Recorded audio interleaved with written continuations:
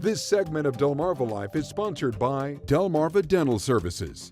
Pretty safe to say that most of us have probably received some sort of dental care since before we can remember. I vividly remember having to go to the dentist one time after I was on the playground in elementary school. Wasn't paying attention, walked right between two people who were playing catch, and I took a baseball right to the mouth. Ow. Yeah, straight to the dentist on that one. Yeah. Well, I remember getting fluoride treatments at school as we were sitting at our desks and chewing those pink little tablets to show any spots that we might have missed. Well, obviously, a lot has changed in dentistry over the years, and someone who has seen most of those changes is Dr. Joe Harmon with Delmarva Dental Services. And I recently sat down with Dr. Harmon to get a recap of the changes during his career that has spanned 45 years. Dr. Joseph Harmon is celebrating 45 years in dentistry, and to say a lot has changed in the field since he started in 1979 might be considered an understatement. For one thing, it's no longer a male-dominated field. Out of 139, there were about 5 females in my class. Dr. Harmon joined the practice that is now Delmarva Dental Services in 1984. Today, 3 of the 4 dentists who practice here are women. In 1979, those who finished dental school didn't find themselves in a mountain of debt. The average dentist now owes about $280,000 to $292,000. When I graduated, I owned $12,800, and with inflation in the 50s. Today, that debt can prevent dentists from setting up shop in small rural areas. Most of them go to the big cities, and also people prefer big cities many times anyway. And also they go and work in corporations, like chains, large corporations, because they'll help them with their debt. Fortunately, Delmarva Dental Services was able to attract top-notch dentists with local ties.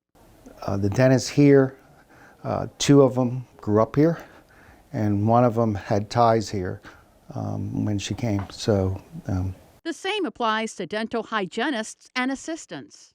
It's really hard to find hygienists. It's a hygiene shortage all over the United States. And then you run into the same thing, the rural issue as well. And you can't find hygienists. They just don't even apply. So, and dental assistants somewhat easier for the front desk because they don't have to have they can have business skills. Hygienists are extremely hard. There's not a lot of schools. To solve the shortage, Delmarva Dental Services is sending 2 dental assistants to dental hygienist school. Dr. Harmon says the biggest changes in dental procedures started happening in the 90s, but not without some controversy. That was the most turbulent time, and it was also the most fun time. For one, implants became easier. So people started replacing teeth with implants, so that skyrocketed. And surgery became simpler. They were done in the OR. They did a study and said they could be done in the general office or any office, and they'd turn out the same, so that had a big change. The 90s also ushered in bleaching teeth. And then, boom, in the 90s, it was bleaching. Dr. Harmon says the controversy came from the battle between cosmetic dentistry and functional dentistry. They improved with plastics, and the plastics had improved a lot, so plastic fillings came in. And then porcelains got better, and porcelains competed with gold, plastics competed with silver amalgams, and then there were function cosmetic wars, meaning people would argue about it. They were persistent. Many of the cosmetic people would just do all porcelain and plastics. And then there were people who just did silver and gold. Fortunately, Dr. Harmon says the 2 sides met in the middle. You had to have cosmetics and function together. You couldn't do one without the other. And it had to merge, but it took a while for that to merge in that way. He says other controversy arose with differing opinions on whether to save a tooth or replace it. You had oral surgeons who were doing all the implants, periodontists who were doing gum surgery trying to save a tooth, and endodontists who were doing root canals trying to save a tooth. And then it became, is this tooth worth saving, or should we put an implant in? The implant's more predictable, maybe, sometimes not. And then they got in arguments, specialists got in arguments and meetings, and I was a general dentist. I just sat back and listened. And again, Dr. Harmon says everyone came together on this subject, which ended up being a win for patients. So implants became more affordable, and also we developed ways of making it easier to do the surgical techniques. And then we developed all kinds of materials that related to it. By the 2000s, silver amalgam fillings were replaced by newer, stronger, and better-looking materials like zirconia. So most of the crowns are zirconia now, or porcelain overlaid to zirconia. You can make it a little prettier if you overlay it. That's why they do that. And like most industries, dentistry benefited immensely from the digital age, an evolution that spanned from computer scheduling to digital records to X-rays. X-rays went digital, and we've been digital probably since 2007, okay? Well, on a film X-ray, you got a little film X-ray like this. On digital, you can make it like this, okay? So you see things that were there before, but you didn't know it. even better 3D X-rays, which leads to digital design.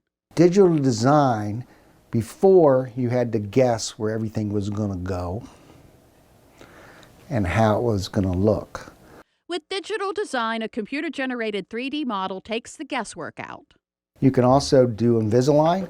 You can show people, and this is AI again, you can show people as their teeth straighten them how they're going to look over time. It's like a video. So you say, okay, these are your teeth and here they go over time. You can do cosmetics. You can show them what the teeth are going to look like before you do it. It's a great educational tool, not only educational, but diagnostic and design. So many changes in the past 4.5 decades, but there are some things that have stayed the same. Just the one thing I have found that with all the technology, you still have to rely on the old stuff. For the most part, the gloves dentists use have not changed a lot. Hand tools such as the mirror and explorer and extraction tools remain the same as well. Even the dental chair is strikingly similar. But when Dr. Harmon looks back on the most surprising changes, one thing that he never imagined would happen. Yeah, I'm busier than I've ever been. Busier in a business he enjoys and doesn't see himself out of anytime soon.